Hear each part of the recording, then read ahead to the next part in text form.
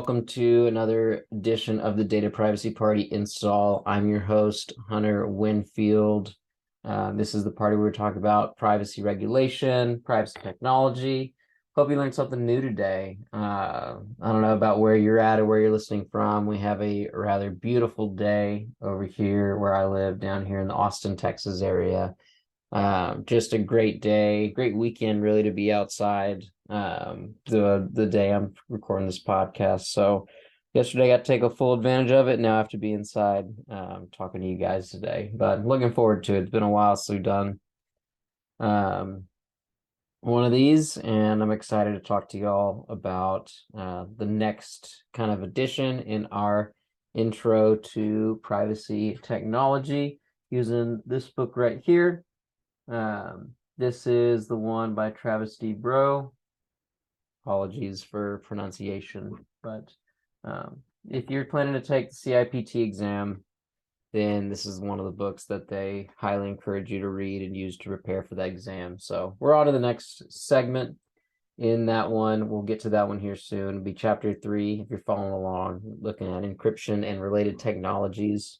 We'll cover the latest breach news and then some of the other big developments that I took note of in the privacy space. To be honest, there's not a lot for you guys today that I just kind of recorded and kind of dropped the ball a little bit on my part, but we'll still have a good show. Let's get into it.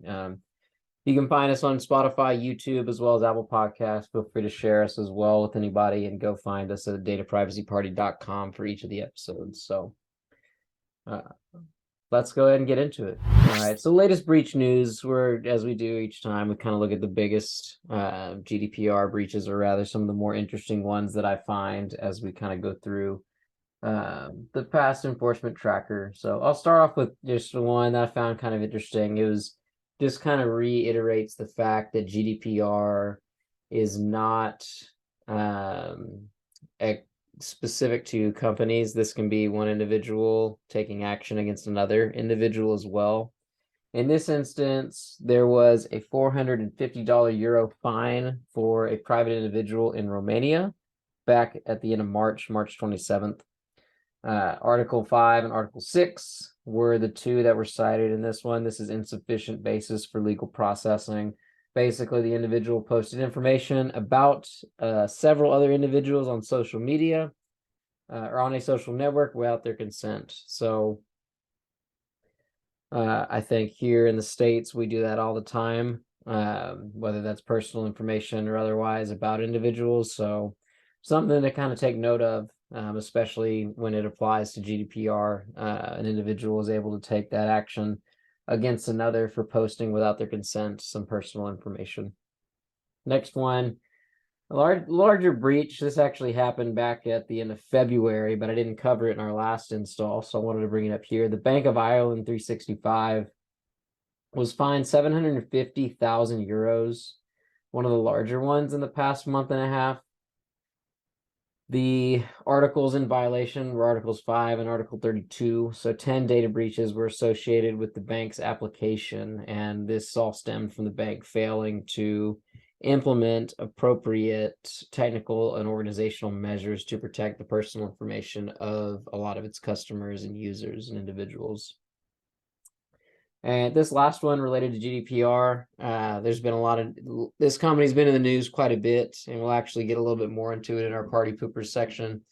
But TikTok was fined €14.5 million back at the beginning of this month. On April 4th was the decision, in violation of Articles 5, 12, and 13. This all stemmed from just non-compliance with general data processing principles. More than 1 billion children under the age of 13, their data was collected and processed by TikTok without parental consent. So the ICO did criticize TikTok for failing to implement or ID and remove the data of those children under 13 years of age. They, you could upload it, I could upload it, we could claim we were whatever age we are without really any checking on any of that stuff. So they didn't provide clear and understandable notice about collection, processing, and storage activities to the users of the application. This is all in the UK, by the way, where this action took place. Switching over to the HIPAA Wall of Shame, we kind of just look at two of them that really stuck out to me lately, and this is partly because I didn't cover them in the last install. But the Cerebral incorporated one of the largest HIPAA fines ever. Back on March 1st, there's actually a network server compromised by unauthorized access and information disclosure. So it's actually very interesting what they did. Pixel trackers from Google, Meta, TikTok, they shared information. So Pixel tracker, basically, you're looking at your phone, they can track, where your fingers are going, kind of what areas are you interacting with, kind of like using almost collecting data on your face and on your movements to know, okay, what parts of the app are they interacting with the most, what parts are they interacting with the least, where do we need to add a little bit more context, and so on. Rather useful information for companies, especially using a health app, but their issue was they disclosed that information to Google, Meta, some of the others, TikTok, without consent and, kind of unknowingly in some way to Cerebral.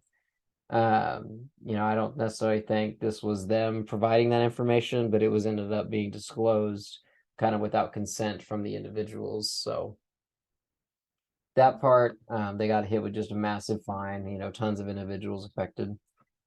The second one, this is a business associate, so very kind of interesting. They had approximately 13 reported data breaches, totaling about 16,121 affected individuals. So they were hacked by Snatch Team back in August of 2022, but they did not file a notification for that breach with the Health and Human Services Department until the end of March 2023.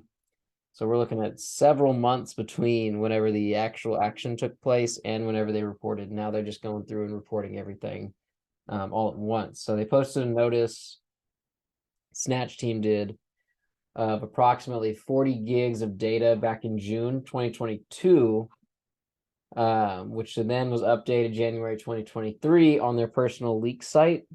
This was ended up being downloaded multiple times, and so there just wasn't any due diligence on Atlantic's department on trying to figure out what data was breached, what information was, needs to be further, I guess, investigated. What did we do wrong? That sort of thing to cover it up. This next bit, this isn't any sort of breach related, but I think it is definitely worth noting. If y'all remember, I predicted there wouldn't be very many state privacy laws coming through. However, that was incorrect. So we have Iowa several weeks ago, Kim Reynolds, the governor. I think Kim Reynolds, I might be wrong about that. If y'all give me 1 second, I want to make sure that I'm correct. I am right. Kim Reynolds, the governor of Iowa, ended up signing their own state comprehensive privacy law. I can't remember exactly what date that was off the top of my head, but I was joining the group. Their law mostly resembles Utah. In case anyone is kind of curious on what that kind of says, Utah's is the one that doesn't require a data protection impact assessment, or whatever their data privacy impact assessment, protection assessment, one of those buzzwords. That's one theirs most closely resembles. And then the other being Indiana, they approved. The governor still hasn't signed it yet as of the recording of this podcast, but their comprehensive state level privacy law will be coming in the pipeline. Both of these expected to be, I believe the enforcement date is sometime in 2024. Iowa might even be in 2025. Forgive me, I actually don't remember off the top of my head what those enforcement dates look like, but just know it's not going to be this year. It's not going to be anytime soon.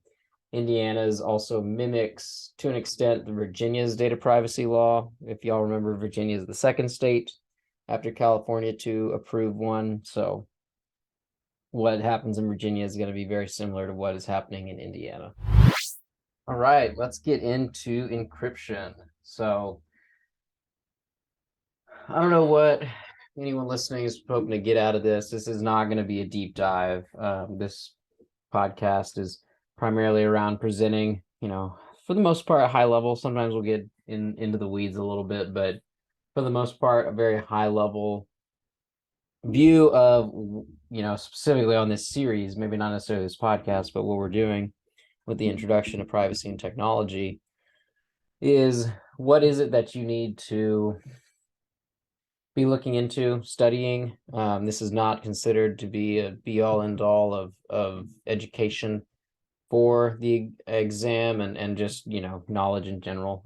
Always encourage everyone to do their own sort of due diligence and their own studying habits in order to learn more information on the stuff that we talk about here. So without further ado, we'll just kind of get into encryption, talk about it, some of the different areas of the textbook that it applies. So obviously, anyone listening to this, I would hope, understands one of the primary functions of encryption is to protect confidentiality of it, primarily its data, whether it's at rest or in transit. Encryption seeks to mask and protect that information for only authorized users that have access, that have the secret key in order to authenticate to that information and actually understand what they're trying to know. For example, recently there was the leaked documents related to Ukrainian war effort leaked from US. To be honest, y'all, I haven't looked as much into that as I probably should, partly because it doesn't really apply to me. For the most part, what is going on with that is beyond my control. I'll put it that way. But the fact of the matter is, the individual that leaked those documents had access.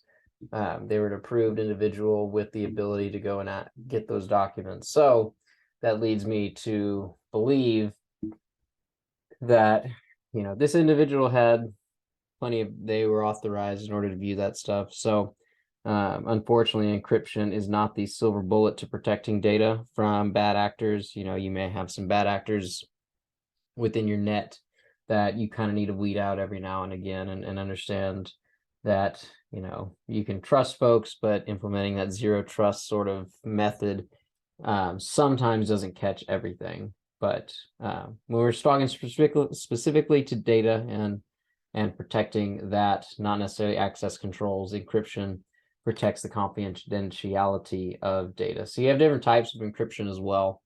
Field level encryption is kind of how it sounds, encrypting each field with its own key. As you can imagine, very cumbersome, very tiresome. There's just quite a lot going on. If you think of a database, you can think of the different if you look at it as an Excel spreadsheet, for instance, you have your rows, your columns, and your cells. Looking at a database table in the same way, each field within that table receives their own key to encrypt. So obviously you can restrict quite a bit of information based on the field, and anyone that needs to know it has access to it. It's pretty, very secure way, but it takes a whole lot of processing power and a whole lot of time and effort to encrypt every single field within a database. Homomorphic encryption is where there's another type of encryption where you can manipulate data, and manipulate's probably not the best word. You can use data and perform statistical analysis without actually, breaking the confidentiality aspect of that information. So it stays private. You just won't be able, you can still perform mathematical operations on it. You just won't necessarily need to access some of the PI behind a lot of that information and the encryption that's been used. Another form is secure multi-party computing. This is just kind of allows multiple computers, typically 4 or 5 or more, to participate in performing mathematical operations without revealing personal information.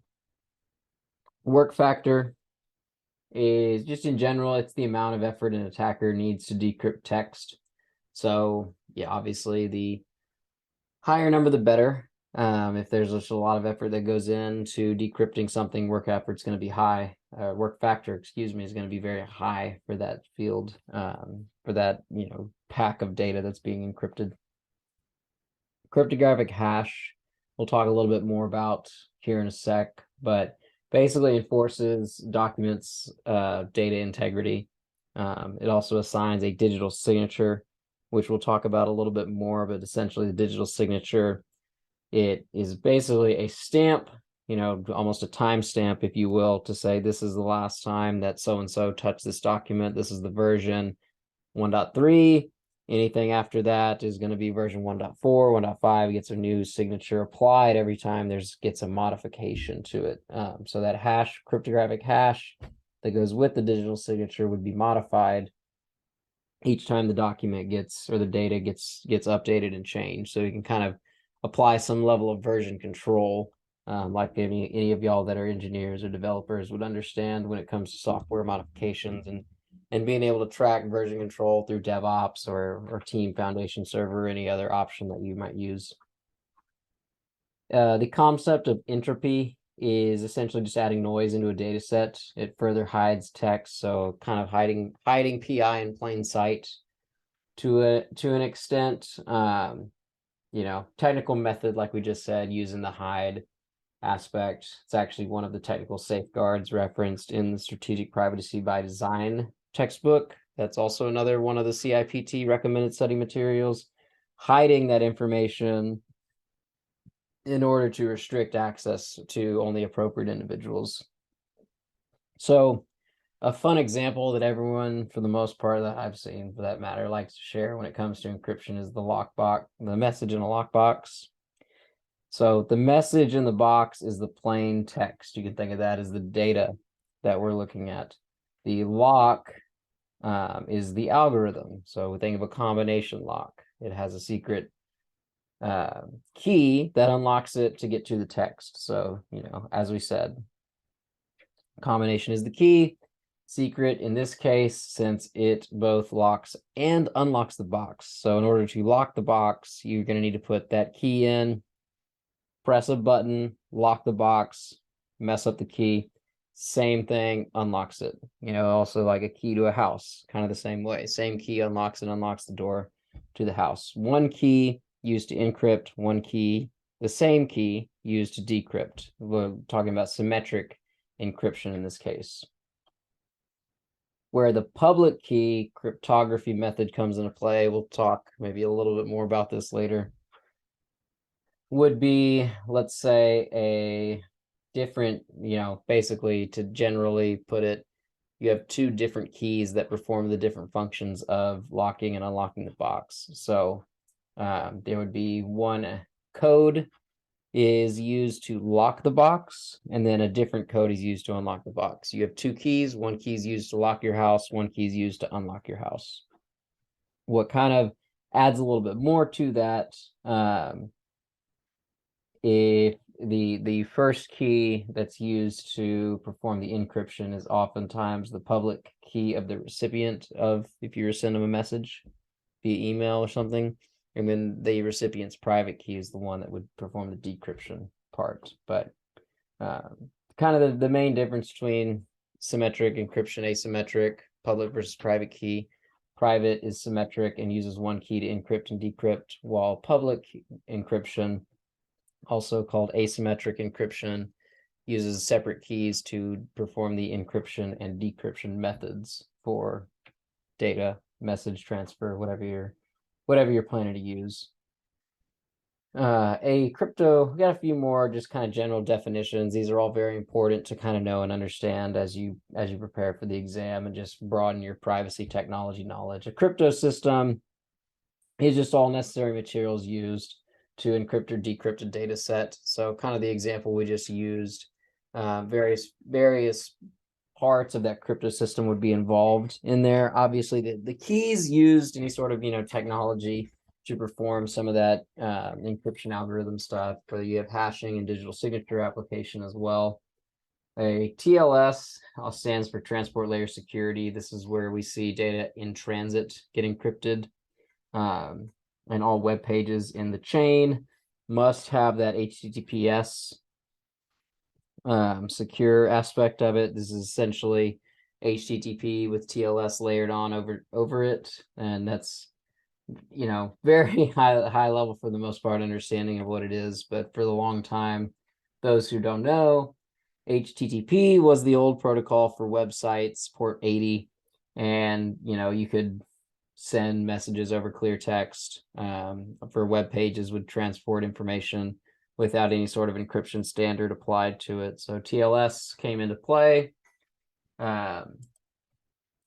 and added another layer of encryption that is on port 443. So that's, you can't access that clear text unless you actually have the decryption method handy in order to use. So one interesting way of kind of concealing your identity further beyond just the encryption aspect of it is kind of a term. There's multiple different terms, but one of the terms we'll stick to in this instance is called onion routing. Those of y'all that are familiar with the Tor browser, that's essentially, onion routing right there. Endpoints are all kind of hidden in a crowd, so to speak. Multiple computers are all combined into one channel, and so they become almost impossible to identify, basically. So like I said before, the Tor browser, you can basically navigate the web anonymously. IP address is hidden. It kind of goes through a bunch of different phases, and just tracing back to what machine did what is nearly impossible. So a few approaches for working with encrypted data as well. This is something good to know. We already talked about one, which is homomorphic encryption, we talked about two, the other being multi-party computing. The third one is known as a secure enclave, and this essentially is relying on modifying the multiprocessors to provide security. So an example would be Intel's SGX technology. This goes kind of more into the hardware component, where the other two were primarily looking at grouping different computers, different IP addresses, as well as just general encryption of data to use it without actually having to perform the decryption operation and just get your output. Secret key encryption is, we double click on this a little bit more. I talked about it briefly earlier. This concept is the one I mentioned about private key encryption. So it's a symmetric encryption algorithm. This means that the same key, we go back to our message in a box example, the same 4-digit combination is used to lock the box and also unlock the box. So if that key gets compromised, someone else knows what it is, then you're really not going to have any luck encrypting or decrypting information anymore, because someone's going to know exactly how to decrypt it. And if they really wanted to, they could encrypt it. Don't know why they would if they got the key and they were seeking that information. But both sides of the encryption algorithm are now compromised, whereas we look at the public key, for instance, there's two different keys, so only one side of it's compromised. Another thing to add into the secret key encryption is that it's generally less secure. I mean, I think y'all figured it out by now listening to me talk about it due to the nature of the encryption process. So we're looking at three kind of different ways, or three different encryption key, methods, I guess, mechanisms. We have stream ciphers, which it transforms 1 byte of data at a time. For those of y'all that don't know, there's 8 bits in a byte.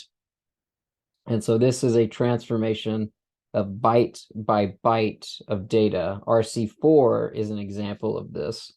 Block ciphers transform a small block of data at a time. This kind of does a little bit more than just the stream. Stream's a little by byte by byte. This one is more, this can do 16, 32, 64 bytes at a time, and is used a lot more widely, at least in my experience from what I've seen, than stream ciphers are, just because it's a lot more, I guess, efficient, you could say. It's doing a chunk at a time rather than one at a time, so the processing is a lot faster.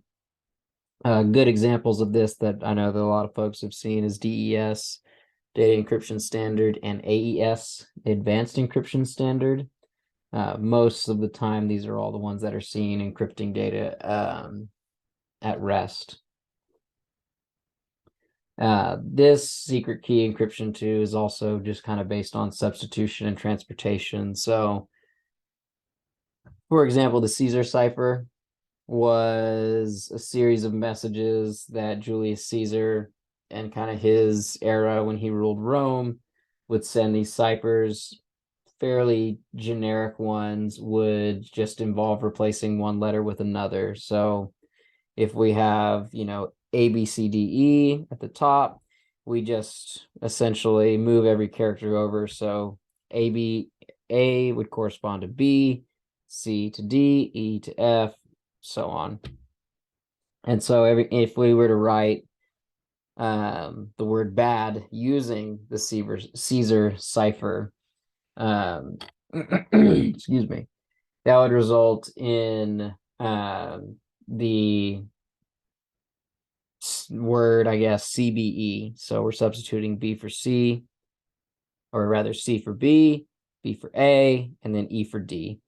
And then you can easily reverse that, as you might think, once you kind of figured that one out. So that's the substitution method. And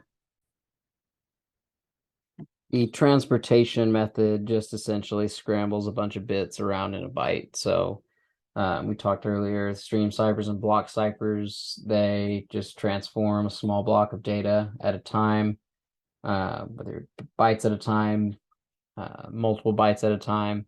Those bits within each byte are all essentially scrambled around. Moving into cryptographic hash functions, these hinted at a little bit earlier, but these transform a string of text or data into just a jumbled hash or string of characters. So I can have a just general hello and apply a hash to it, and I'll probably get a string of approximately 32 characters. Just a mumbo jumbo jargon, a bunch of letters and numbers. That is the hash. And so anytime that file gets modified, if we have a hello and someone has an exclamation point, it's going to get an entirely different hash value that doesn't look anything like the previous hash value. An example, digital signatures that provide the integrity. So we know if the hash gets modified, the integrity is of the data of the document is harmed, and then non-repudiation aspect too, which essentially means it is not copied. It is what it says it is. Kind of similar to integrity. It just is a little bit different, takes it a step further and maybe establishing more of an identity aspect of it. So practical applications are, like we kind of mentioned in some examples, identifying versions of documents, as well as digitally signing documents. I know a lot of us, when the pandemic kind of started up, a lot of work from home, can't print out documents, physically sign them anymore. I know for a client that I help out with, they used to physically sign a document that they print off daily. And because of not being able to be in the office, it just made more sense to implement DocuSign and then provide that level of signature. So that still provides the same level of comfort, reasonable assurance to a file that says, yes, I signed, I approved, I review, here's the date of the review. Exact same thing as physically signing. Last general application is just converting a passphrase into cryptographic keys. So it's kind of what I said earlier with the hello example.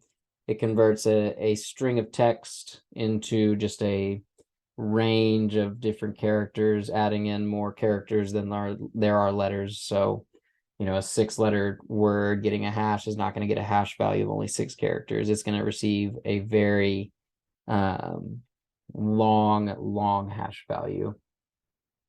Some popular hash values, there's a lot out there, especially in the SHA space. So SHA-256, SHA-512, that's 32-bit, 64-bit hash values.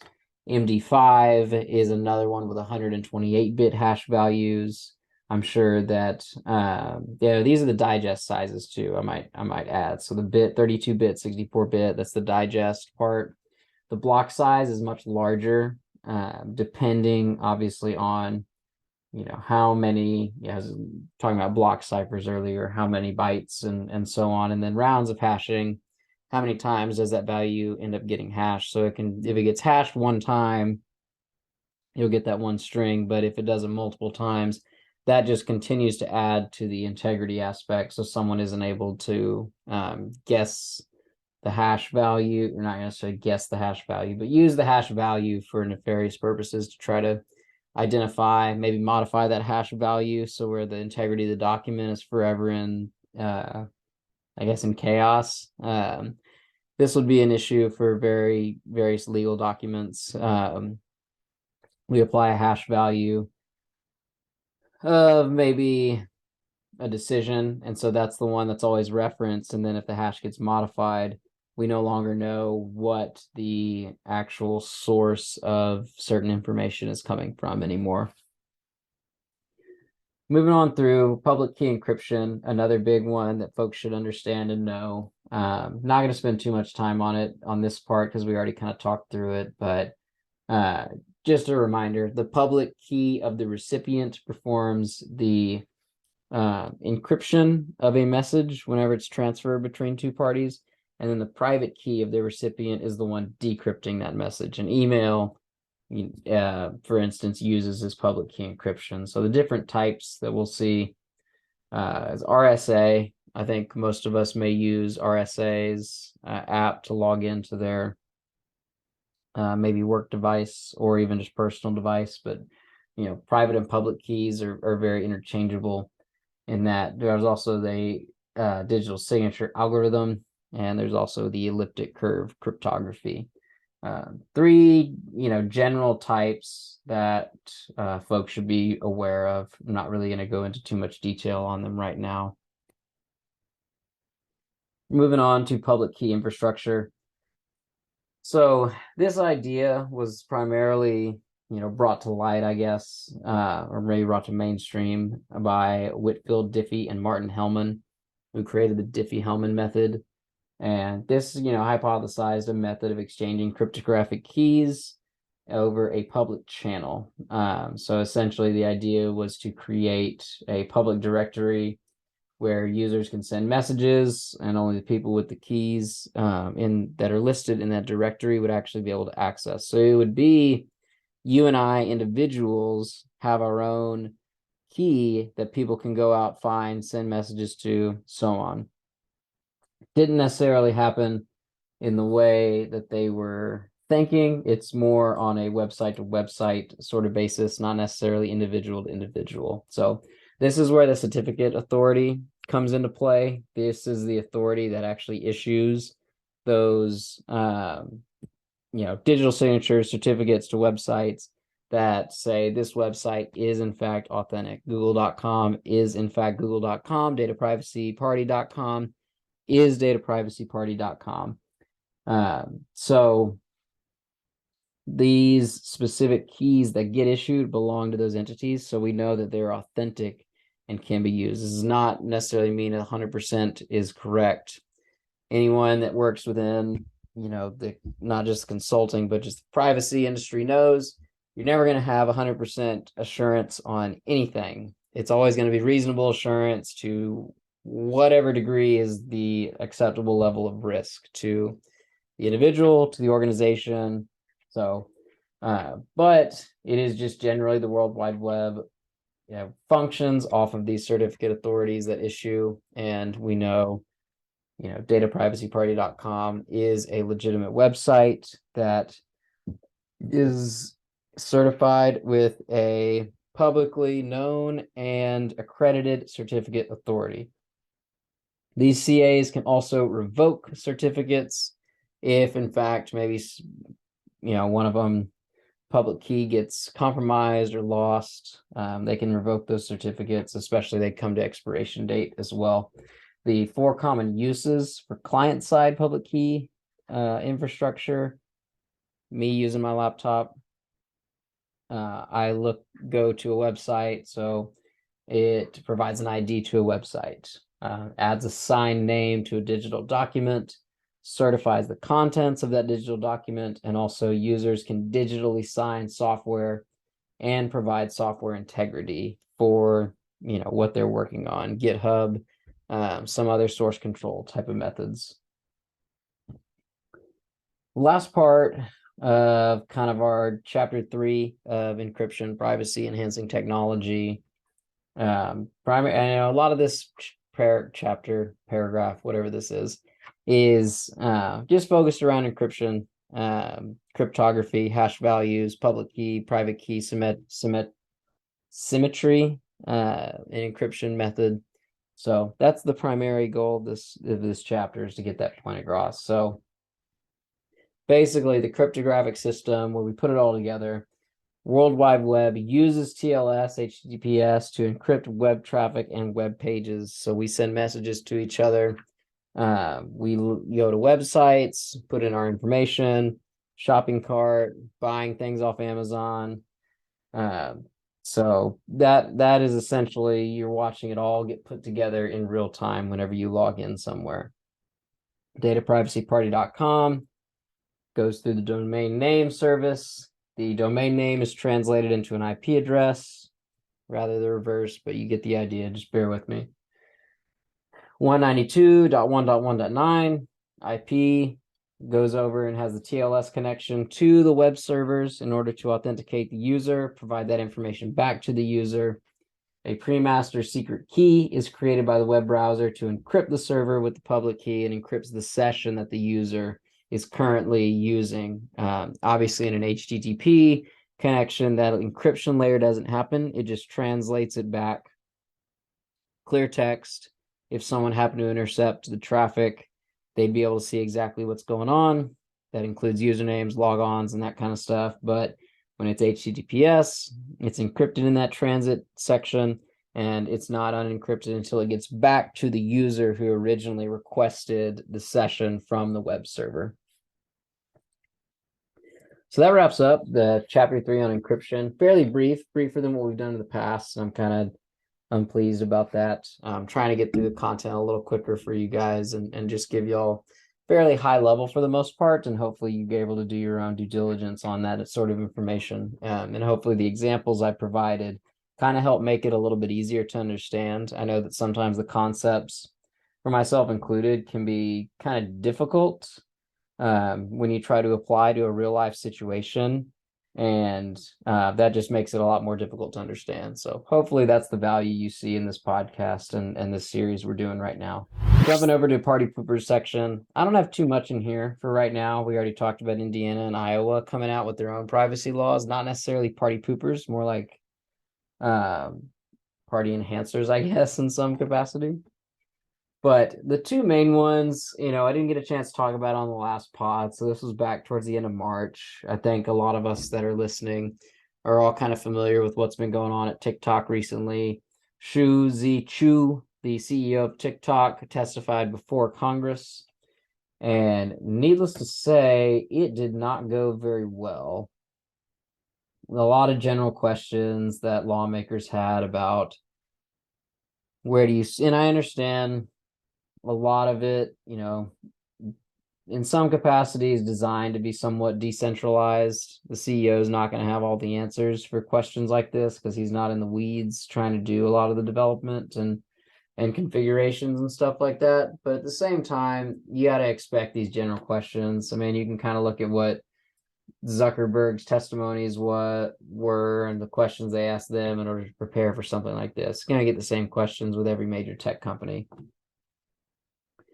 And Shu was trying to reassure the lawmakers that they're just building a firewall essentially to protect U.S. data from unauthorized foreign access, considering it's a company owned by China, ByteDance, Chinese company. And they went through a recent project to move a lot of their infrastructure and hosting services to Texas data centers. However, the information he provided, it was called Project Texas, for those of y'all familiar with it.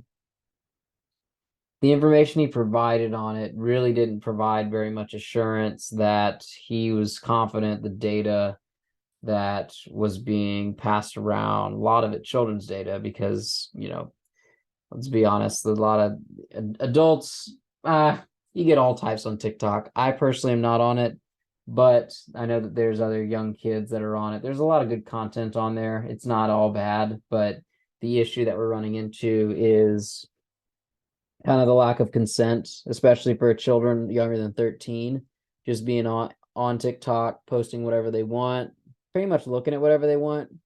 I know there's some parental restrictions, but the parents have to be aware that they need to go and do something about that. It's not set by default to protect someone's privacy or to protect what they're looking at. I mean, you can find really great videos on YouTube. You can also potentially find really terrible videos on YouTube. I know in the past we've had some various terrorists or organizations labeled as terrorists by the U.S. government post, very terrible videos of things that they've been doing on there. So like stuff like that can also be found on TikTok. And obviously you don't want a child being exposed to that very early on in their development because they're young. They don't know better. They need to be in an environment that is conducive for growth and not be exposed to things that can cause trauma in younger years. There's a lot of folks that deal with various traumas throughout their life that happen when they're very, very young. And sometimes they kind of shut their brain off and don't think about it. But that kind of stuff tends to influence what we do. And a lot of that is physical and stuff that's in the moment. But a lot of folks do believe that profits for TikTok were put in the way of privacy controls. So the goal, like any free sort of app, don't get it twisted, Instagram, Twitter, Facebook, all those other social platforms are no different. If it's a free service, or if it's a free product, that means you're the product. That doesn't mean the product is the product. So they're trying to keep you engaged and using the service so they can continue to push ads, they can continue to push other different things your way, nudge you, as some of the different terms are called, in order to use the app. I know but in all of them, it's no different than really anything. It can be used for something really bad, it can be used for something really good. Facebook, Twitter, Instagram are all the same. You can find great stuff on there, you can find bad stuff on there. So all that to be said, Chu didn't really know a lot of the answers to the questions. There's different times when lawmakers wanted to know a little bit more about something, and his response generally was, I'm not sure. I would need to follow up with you later. Just didn't do the American public a very good service of letting us know, hey, your data is protected and safe, and it's not going to end up in the hands of China or any other companies that they potentially share with. They did ask if ByteDance spied on Americans at Beijing's request. He responded no. And unfortunately, I don't think that very many people believed him, especially since, the way China's been built up lately in the eyes of the Americans, this kind of big brother that's been able to spy and do a lot of recon and stuff like that. Some true, some not so true to an extent. A lot of us actually don't have the information to make that call. So a lot of what we're doing is just pure speculation, and is not necessarily a road I want to go down and personally go down on the podcast. We try to stay as neutral as possible on here. But it is kind of shady, some of the answers he put. So anyway, I encourage everyone to go watch if you if you have about 6 hours to kill, I encourage you to go watch the hearing. Just kind of interesting, especially some of the points when he kind of seemed like he wasn't expecting the questions from lawmakers. The last one, I wanted to end the show on this note, just because this is quite a sad story, happened recently. So Bob Lee, who was the founder of Cash App, just kind of a serial entrepreneur, was found dead back on April 4th. Not found dead, he was found with wounds. He later died in the hospital that morning. But April 4th, sorry. Back it up. April 4th, Bob Lee was found early at 2:30 a.m., I believe, with a stab wound. He later ended up dying in the hospital. There was a lot of speculation around what ended up happening and how it happened, why it happened. And some folks jump to a few conclusions, maybe prematurely. What has finally come out, 38-year-old Nima Momeni was arrested this past Thursday in connection with the murder. So they believe that the reason it happened, there's not been a lot of information just yet that's been released. So we still need to kind of play that waiting game that I encourage everyone not to jump to conclusions on certain things. But